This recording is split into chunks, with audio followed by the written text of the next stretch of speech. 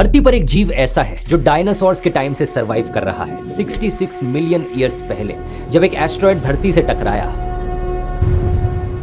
और अर्थ की 75% स्पीशीज खत्म हो गई, तब ये जानवर बच गया।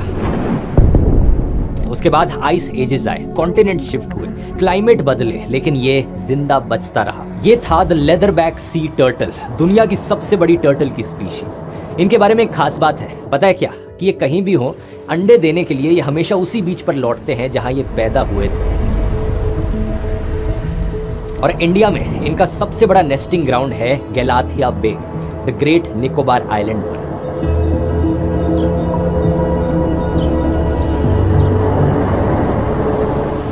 अनफॉर्चुनेटली एक एंडेंजर्ड स्पीशीज है। इन टर्टल्स की पॉपुलेशन पिछली 3 जनरेशंस में 40% तक खत्म हो गई है। लेकिन इससे भी ज्यादा अनफॉर्चुनेट बात यह है कि इसी गैलाथिया बे पर मोदी सरकार एक 81,000 करोड़ रुपए का मेगा प्रोजेक्ट बनाने जा रही है। एक ऐसा मेगा प्रोजेक्ट जो इन टर्टल्स की 90% से ज्यादा नेस्टिंग साइट्स को हमेशा के लिए खत्म कर देगा। और खतरा यहाँ पर सिर्फ इन टर्टल्स को नहीं है, बल्कि एक पूरे इकोसिस्टम को है, जिसमें कोरल रीफ से लेकर हजारों साल पुराने पेड़ पौधे, जीव और आदिवासियों की एक बेहद अनोखी ट्राइब मौजूद है। शायद से ये देश के इतिहास का सबसे बड़ा इन्वायरमेंटल फ्रॉड है। यहाँ 13 अलग अलग देशों के जेनोसाइड एक्सपर्ट्स ने कहा है कि ये प्रोजेक्ट पूरी ट्राइब के लिए डेथ सेंटेंस होगा। फ्रॉड इतना बड़ा है कि सरकार ने इस प्रोजेक्ट को पास कराने के लिए नक्शे से कोरल रीफ्स को ही गायब कर दिया। लेकिन सबसे शॉकिंग बात तो यह है कि कैसे इस विनाशकारी प्रोजेक्ट पर नेशनल सिक्योरिटी का मुखौटा लगाकर इसे देश की जनता को बेचा जा रहा है।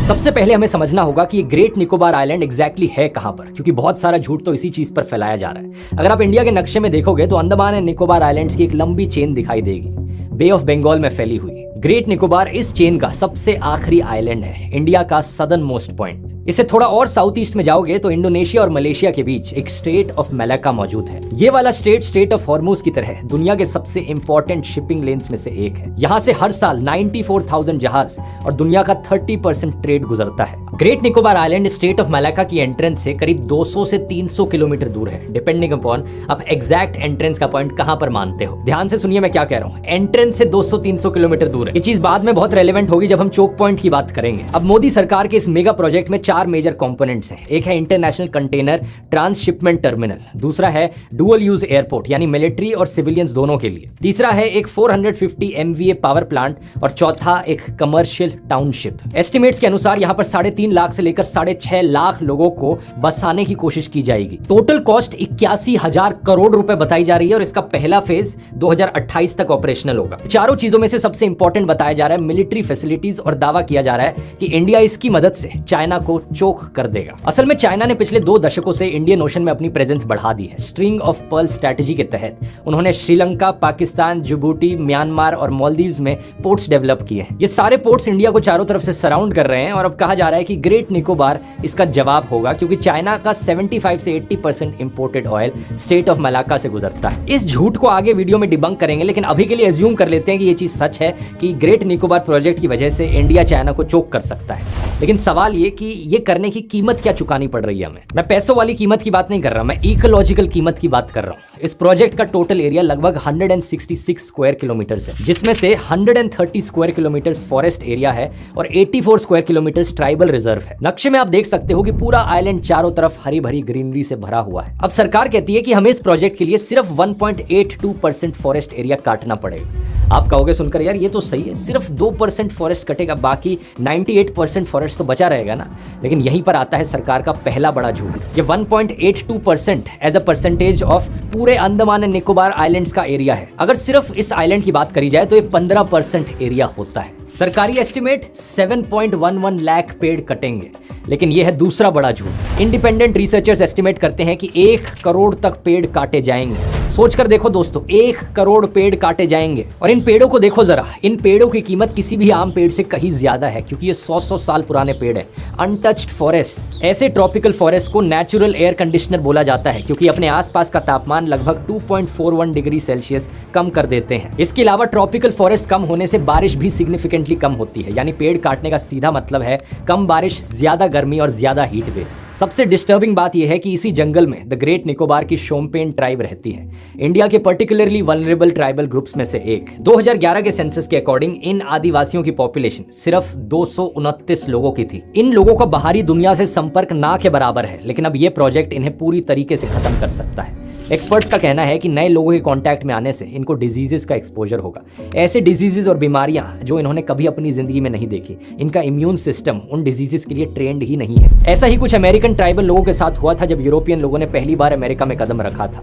लाखों करोड़ों की संख्या में वो मारे गए थे, सिर्फ इसलिए क्योंकि उनका इम्यून सिस्टम अलग अलग प्रकार के डिजीजेस को हैंडल नहीं कर सकता था। ऊपर से इतने सारे पेड़ काटना और इनका आइलैंड हमेशा के लिए बदल देना, इनके फूड सोर्सेज भी खत्म हो जाएंगे। यही कारण है कि सर्वाइवल इंटरनेशनल ने यूनाइटेड नेशंस को लेटर लिखकर कहा है कि ये प्रोजेक्ट शोम्पेन ट्राइब के जेनोसाइड के बराबर है। 13 देशों के जेनोसाइड एक्सपर्ट्स ने एक चिट्ठी पब्लिश की है जिसमें कहा गया है कि शोम्पेन के लिए ये डेथ सेंटेंस होगा। इसके अलावा गैलाथिया बे की ओपनिंग जो अभी 3 किलोमीटर की है, पोर्ट बनने के बाद वो सिर्फ 300 मीटर तक रह जाएगी। एंडेंजर्ड लेदरबैक टर्टल्स का पूरा नेस्टिंग सिस्टम तबाह हो जाएगा। इसके अलावा 16,150 से ज्यादा कोरल कॉलोनीज, कोरल रीफ्स जो इस आइलैंड के पास मौजूद है, वो नष्ट हो जाएंगे। सरकार कहती है कि हम उन्हें रीलोकेट कर देंगे। साइंटिस्ट कहते हैं कि ये साइंटिफिक मैडनेस है, क्योंकि कोरल रीफ्स को ऐसे रीलोकेट नहीं किया जा सकता। कोरल कॉलोनीज की रीलोकेशन साइंस में एक नई फील्ड है। ये अभी तक साइंटिफिकली प्रूव भी नहीं हुआ है कि वो रीलोकेट करने पर सर्वाइव करती हैं कि नहीं। Corals are a very slow-growing species. We probably wouldn't see an actual idea of what a successful translocation would be for 10, 20, 30 years. And of course, at that point, the damage of this development will already have been seen. इसी तरह इस island पर मौजूद है Nicobar long tailed macaque, जिसे crab eating macaque भी कहा जाता है। ये बंदर ज्यादातर सिर्फ निकोबार आइलैंड्स पर ही पाए जाते हैं और बाकी जगहों पर हाई टेम्परेचर और ह्यूमिडिटी टॉलरेट नहीं कर पाते। ढेर सारी प्लांट्स और एनिमल्स की स्पीशीज जो इस एक आइलैंड पर पाई जाती है वो दुनिया में कहीं और मौजूद नहीं है। द निकोबार मेगापोड को देखिए, इसे एक्सटिंक्शन के दायरे पर बताया जाता है। द निकोबार ट्री श्रू को देखिए, एक और बेहद एंडेंजर्ड स्पीशीज। यही कारण है कि यूनेस्को ने इस आइलैंड को 2013 में एक बायोस्फीयर रिजर्व घोषित किया था।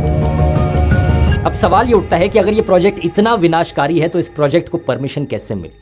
यहाँ पर सरकार का एक और फ्रॉड सामने आता है। इंडिया में जब भी कोई प्रोजेक्ट फॉरेस्ट लैंड पर बनाना हो तो एक प्रोसेस फॉलो करना होता है। फॉरेस्ट राइट्स एक्ट 2006 के तहत अगर सरकार को कहीं पर जंगल काटना है तो वहां रहने वाले आदिवासियों से पहले परमिशन लेनी पड़ती है। इसके लिए एक सब डिविजनल लेवल कमेटी बनाई जाती है जो वेरीफाई करती है कि कौन कौन से लोग उस जमीन पर रहते हैं और क्या वो प्रोजेक्ट के लिए अपनी जमीन देने को तैयार है। बिना इस प्रोसेस को पूरा किए फॉरेस्ट लैंड डाइवर्ट करना इलीगल है और ये भी लीगली सही तरीके से नहीं हुआ। फॉरेस्ट राइट्स एक्ट के सेक्शन 5C के अनुसार इस कमेटी में कम से कम 2 स्केड्यूल्ड ट्राइब मेंबर्स होने चाहिए थे, लेकिन इसमें निकोबारीज का सिर्फ 1 मेंबर था। इसके बाद बारी आती है ग्राम सभा की। फॉरेस्ट लैंड डाइवर्ट करने से पहले उस एरिया की ग्राम सभा यानी गांव की सभा से मंजूरी लेनी होती है, लेकिन जिस लक्ष्मी नगर पंचायत की ग्राम सभा ने इस प्रोजेक्ट को मंजूरी दी उस ग्राम सभा में एक भी आदिवासी नहीं था। इनफैक्ट ये पूरी ग्राम सभा ही फर्जी थी। वो हेरा फेरी का लक्ष्मी चिटफंड याद है, यहाँ पर उसी लेवल का फर्जीवाड़ा किया गया लक्ष्मी नगर पंचायत ग्राम सभा के नाम पर। आगे सुनिए, किसी भी बड़े प्रोजेक्ट से पहले एक एनवायरमेंट इंपैक्ट असेसमेंट होना जरूरी होता है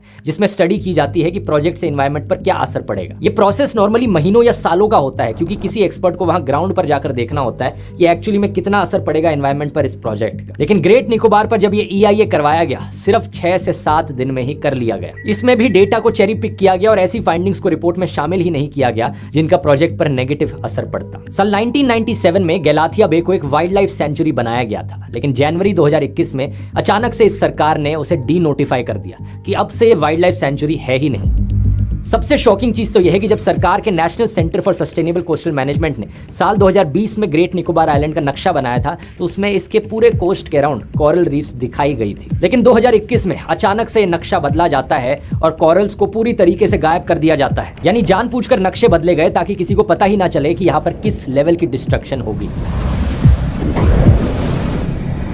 सरकार को लगता है कि ये सारी उठपटांग हरकतें करके वो जनता से सच छुपाए रख सकती है, लेकिन आज के दिन दोस्तों चाहे सरकारी डॉक्यूमेंट्स हो या सैटेलाइट डेटा या साइंटिफिक रिपोर्ट्स, AI टूल्स की मदद से ये सब कुछ क्रॉस वेरीफाई करना किसी भी आम इंसान के लिए बहुत आसान हो गया है। इतना ही नहीं, AI का इस्तेमाल करके कोई नॉन टेक्निकल बंदा भी आज के दिन पूरी की पूरी वर्किंग वेबसाइट्स बना सकता है। आप प्रेजेंटेशंस, रिपोर्ट्स बना सकते हो, बढ़िया एनिमेशंस बना सकते हो। अगर आप ये सारी चीजें सीखना चाहते हो तो आओ ज्वाइन करो मेरी AI मास्टर क्लास, जिसका अगला सेशन 31 मई को होगा। यहाँ मैं खुद लाइव आकर आपको 30 सबसे पावरफुल AI टूल सिखाऊंगा, जिसमें image generation, video generation, audio generation, गाने बनाना, रिपोर्ट्स, प्रेजेंटेशंस, वेबसाइट्स बनाना, सब कुछ सिखाया जाएगा। अभी तक 1 लाख से ज्यादा लोग इसे ज्वाइन कर चुके हैं और पिछली क्लास की रेटिंग अभी तक की बेस्ट एवर रही थी। तो देरी मत करो ज्वाइन करने में। ये फास्टेस्ट और सबसे अफोर्डेबल तरीका है अपने आप को AI की फील्ड में अपस्किल करने का। लिंक नीचे डिस्क्रिप्शन में या फिर इस QR कोड में आपको मिल जाएगा। अब आते हैं इस प्रोजेक्ट की स्ट्रेटेजिक जस्टिफिकेशन पर। अब तक सरकार भी समझ चुकी थी कि सिर्फ डेवलपमेंट के नाम पर अगर इस प्रोजेक्ट को बेचते तो कोई यकीन नहीं करेगा, क्योंकि किसी आदिवासी ने वहां पर हाईवे या इंफ्रास्ट्रक्चर नहीं मांगा उस आइलैंड पर। इसलिए यहां पर काम किया जाता है इस पूरे प्रोजेक्ट पर एक नेशनल सिक्योरिटी का मुखौटा लगाने का। अचानक से सोशल मीडिया पर यह स्टेटमेंट्स देखने को मिलती हैं कि कैसे मलाक्का स्ट्रेट को चोक किया जा सकता है। कुछ लोग इसे इंडिया का स्ट्रेट ऑफ हॉर्मुज तक बोलने लगे। इंटरेस्टिंग बात यह है कि ये पूरी एक्टिविटी एक पेड कैंपेन की तरह लगती है अगर आप इन ट्वीट्स की लैंग्वेज को देखोगे तो। बार बार ये दिखाने की कोशिश की जा रही है कि कैसे सिर्फ इस एक प्रोजेक्ट की मदद से इंडिया पूरे स्ट्रेट ऑफ मलाक्का को चोक कर सकता है, ठीक वैसे ही जैसे ईरान ने स्ट्रेट ऑफ हॉर्मुज को चोक किया। ये बात सरासर झूठ है और इसे एक्सपोज करने के लिए बस आपको स्ट्रेट की डेफिनेशन पढ़नी है क्या होती है। स्ट्रेट एक नैरो चैनल होता है जो 2 बड़ी वाटर बॉडीज को कनेक्ट करता है। मलाक्का का स्ट्रेट एक नैरो चैनल है जो इंडियन ओशन और साउथ चाइना सी को जोड़ता है। ये चैनल इंडोनेशिया के सुमात्रा, मलेशिया और सिंगापुर के बीच है और इसका सबसे नैरो पॉइंट सिंगापुर के पास है, जहां ये सिर्फ 2.8 किलोमीटर चौड़ा है। और दूसरा सबसे नैरो पॉइंट मले पेनिनसुला की साउथ वेस्टर्न टिप के पास है, जो करीब 15 किलोमीटर चौड़ा है। यही है इसके असली चोक पॉइंट्स, जो कि सिंगापुर और मलेशिया के पास है, ग्रेट निकोबार के पास नहीं। इनफैक्ट ग्रेट निकोबार आइलैंड तो मलाक्का स्टेट का हिस्सा ही नहीं है, वो अंडमान सी के अंदर मौजूद है। सी एक बहुत बड़ी वाटर बॉडी होती है जिसे चोक नहीं किया जा सकता। मतलब गूगल मैप्स खोलो, आप खुद समझ जाओगे। ये क्लेम करना कि ग्रेट निकोबार के जरिए इंडिया मलाक्का स्टेट को चोक कर सकता है, ये वैसा ही हो गया कि कोई कंट्री अरेबियन सी में एक आइलैंड खरीद कर कहे कि भाई हम इस आइलैंड से, जैसे कि सोकोट्रा आइलैंड ले लो, हम इस आइलैंड से पूरे स्ट्रेट ऑफ हॉर्मुज को चोक करेंगे। मतलब स्टुपिडिटी देख रहे हो आप इस आर्गुमेंट में कितनी है। स्ट्रेट ऑफ मलाक्का का एक्चुअल चोक पॉइंट सिंगापुर के पास है। सिंगापुर, मलेशिया, इंडोनेशिया, ये है 3 देश उसके पास के। ग्रेट निकोबार उस चोक पॉइंट से बहुत बहुत दूर है। एक्चुअली में अगर किसी के पास कैपेबिलिटी है स्ट्रेट ऑफ मलाक्का को चोक करने की तो वो सिंगापुर के पास है। अब जब ये आर्गुमेंट मैंने सोशल मीडिया पर शेयर किया तो कुछ लोग कहने लगे कि तू हमारी इंडियन नेवी को, इंडियन एयरफोर्स को अंडर एस्टिमेट मत कर, हम मिसाइल फेंक कर भी तो चोक कर सकते हैं। मतलब क्या लॉजिक है इसके पीछे। हम मिसाइल फेंक कर चाइना को चोक करने के लिए सिंगापुर, मलेशिया, इंडोनेशिया, इन देशों के साथ और दुश्मनी ले ले। शाबाश बेटा, ये कोई वर्ल्ड वॉर नहीं चल रही है। ये बात सच जरूर है कि ग्रेट निकोबार से शिप्स को मॉनिटर किया जा सकता है, सर्वेलेंस की जा सकती है, नेवल प्रेजेंस बढ़ाई जा सकती है। लेकिन ग्रेट निकोबार आइलैंड पर पहले से ही INS बाज नेवल एयर स्टेशन और एयर स्ट्रिप है और पोर्ट ब्लेयर पर ट्राई सर्विसेज कमांड सेंटर है। तो मॉनिटरिंग और सर्वेलेंस तो ऑलरेडी वहां से की जा सकती है। असल में दोस्तों, ये पूरा नेशनल स्ट्रैटेजी का मुखौटा बाद में बनाया गया एक एक्सक्यूज है, एक जस्टिफिकेशन है। मैं ऐसा क्यों कह रहा हूं, आप ये विकिपीडिया का आर्टिकल देखो मलाक्का डिलेमा पर। बहुत से सो कॉल्ड जियोपॉलिटिकल एक्सपर्ट्स इस आर्टिकल का हवाला देकर कहते हैं कि ये देखो, ये रहा सबूत कि चाइना डरता है मलाक्का के चोकिंग से, इसलिए जो सरकार कर रही है वो सही चीज है। लेकिन जरा इस आर्टिकल में यहाँ पर देखो क्या लिखा है। इस मलाक्का डिलेमा फ्रेज को एक चाइनीज लीडर ने खुद ही कॉइन किया था, वो भी 2003 में। और देखो क्या लिखा है, चाइना को डर इंडिया से नहीं है, चाइना को डर था कि पायरेसी की वजह से, टेररिज्म की वजह से और जियोपॉलिटिकल कॉन्फ्लिक्ट्स और अमेरिका की वजह से कभी ये पॉइंट चोकिंग पॉइंट बन सकता है और उनकी ट्रेड पर, इकोनॉमी पर इसका बुरा असर पड़ सकता है। और इसीलिए उन्होंने 23 साल पहले से ही ऑल्टरनेटिव रूट्स पर काम करना शुरू कर दिया था। अगर हम मान भी ले कि इंडिया किसी ना किसी तरीके से स्ट्रेट ऑफ मलाक्का को चोक कर देता है तो ऑल्टरनेटिव देखो कितने हैं चाइना के पास। पहला, चाइना म्यांमार पाइपलाइंस। म्यांमार के क्याउक फ्यू पोर्ट से oil and gas pipelines directly China के यूनान प्रोविंस तक जाती है। इससे मलाक्का स्टेट पूरी तरीके से बाईपास किया जा सकता है। दूसरा, चाइना पाकिस्तान इकोनॉमिक कॉरिडोर। पहले जहाज पाकिस्तान के ग्वादर पोर्ट पर आएंगे, फिर पाकिस्तान के जरिए ऑयल जिंगजियांग चाइना पहुंचाया जाएगा। तीसरा, चाइना अब सेंट्रल एशिया से डायरेक्टली ऑयल सप्लाई ले रहा है और अब तो चाइना की लगभग 10% ऑयल सप्लाई यहां से ही आने लगी है। चौथा, चाइना को सीधे यूरोप से कनेक्ट करने वाले ट्रेन कॉरिडोर्स। और पांचवा, चाइना के आर्कटिक शिप रूट्स। चाइना एक पोलर सिल्क रोड बनाकर बेल्ट एंड रोड इनिशिएटिव के तहत प्रमोट कर रहा है, जो रशिया के नॉर्दर्न सी रूट के थ्रू जाते हैं और मलाक्का और हॉर्मुज दोनों बाईपास कर देते हैं। छठा, समुद्र में भी चाइना के पास ढेर सारे ऑल्टरनेटिव ऑप्शंस हैं जो सुंदा और लोम्बोक स्टेट से गुजरते हैं। ये बात सच है कि चाइना को महंगा पड़ेगा इन दूसरे ऑल्टरनेटिव रूट्स को इस्तेमाल करना, लेकिन चाइना जितनी बड़ी इकोनॉमिक पावर इतने कॉस्ट को सस्टेन कर सकती है। तो ये कहना कि स्टेट ऑफ मलाक्का को ब्लॉक करके चाइना की इकोनॉमी को ठप किया जा सकता है, बेवकूफी है। लेकिन इससे भी बड़ी बेवकूफी है ये मानना कि ग्रेट निकोबार प्रोजेक्ट के तहत इंडिया अब स्टेट ऑफ मलाक्का को ब्लॉक कर सकता है। और सबसे बड़ी बेवकूफी है ये मानना कि मोदी सरकार में हिम्मत है स्टेट ऑफ मलाक्का को ब्लॉक करने की। Oh my God! मैं ऐसा क्यों कह रहा हूँ ये देखो, एक तरफ एस जयशंकर कहते हैं कि चाइना बड़ी इकोनॉमी है, उससे झगड़ा थोड़ी लूंगा। Look, they are the bigger economy. What am I going to do? As a smaller economy, I'm going to go pick a fight with a bigger economy. दूसरी तरफ लद्दाख में चाइना ने इंडिया की जमीन पर कब्जा कर लिया और गलवान में हमारे 20 जवान शहीद हुए, लेकिन नरेंद्र मोदी से चाइना का नाम तक नहीं लिया गया। और तो और सलमान खान की फिल्म मातृभूमि, जिसका नाम पहले बैटल ऑफ गलवान था, उसका नाम बदलवा दिया गया और उससे गलवान और चाइना के सारे रेफरेंसेस तक हटवा दिए गए। ये देखो क्या लिखा है, इसका कारण दिया गया कि चाइना को दुश्मन के तौर पर देखना ठीक नहीं होगा।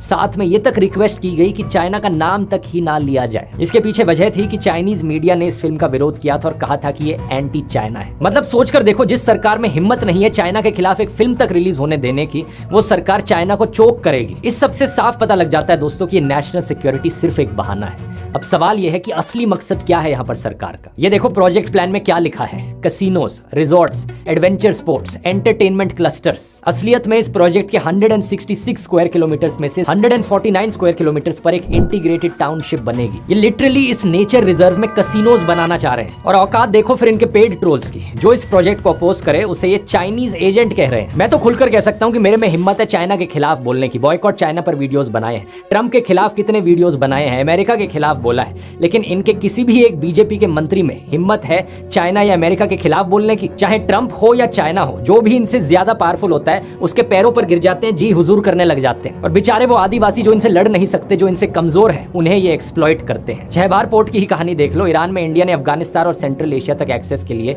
ये पोर्ट डेवलप किया था, लेकिन ट्रंप के दबाव में आकर मोदी सरकार ने छहबार से पीछे हटना शुरू कर दिया। ट्रंप ने कहा कि सारी एक्टिविटीज बंद कर दो और 2026 के बजट में इस पोर्ट के लिए जीरो बजट एलोकेट किया गया। मार्च 2026 में जब अमेरिका ने इंडिया के बिल्कुल दरवाजे पर ईरान के एक जहाज को डुबाया तो इंडिया ने अपने रेस्क्यू शिप्स तक नहीं भेजे। स्ट्रेट ऑफ हॉर्मुज से इंडियन जहाजों को निकालने के लिए लिटरली परमिशन लेनी पड़ रही है, रिक्वेस्ट करनी पड़ रही है।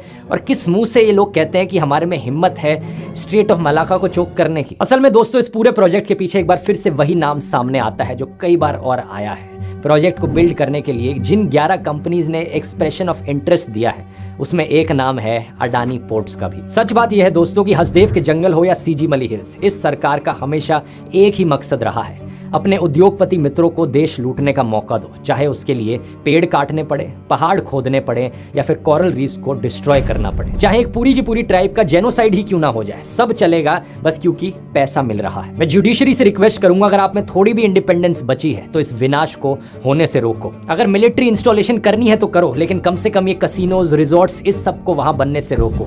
इतना सब तबाह करने की जरूरत नहीं है। फाइनली आप लोगों से मैं रिक्वेस्ट करूंगा, इस पेटिशन को प्लीज साइन करो ताकि हम लोग अपना सपोर्ट दिखा सकें, अपनी ताकत दिखा सकें इस विनाशकारी प्रोजेक्ट को रोकने के लिए। ये टर्टल्स, ये कोरल रीफ्स, ये पेड़ पौधे, ये रेन फॉरेस्ट, यही देश का असली खजाना है। और जो इस खजाने को लूटेगा, तबाह करेगा, वही सही मायनों में देशद्रोही कहलाएगा। उम्मीद करता हूं ये वीडियो आपको इन्फॉर्मेटिव लगा होगा। क्लास को ज्वाइन करना मत भूलना, यहाँ क्लिक करके ज्वाइन कर सकते हो। और अगर ये इन्वायरमेंटल टॉपिक्स आपको पसंद आते हैं तो ये वाला वीडियो भी आपको ज़रूर पसंद आएगा, यहाँ क्लिक करके देख सकते हो।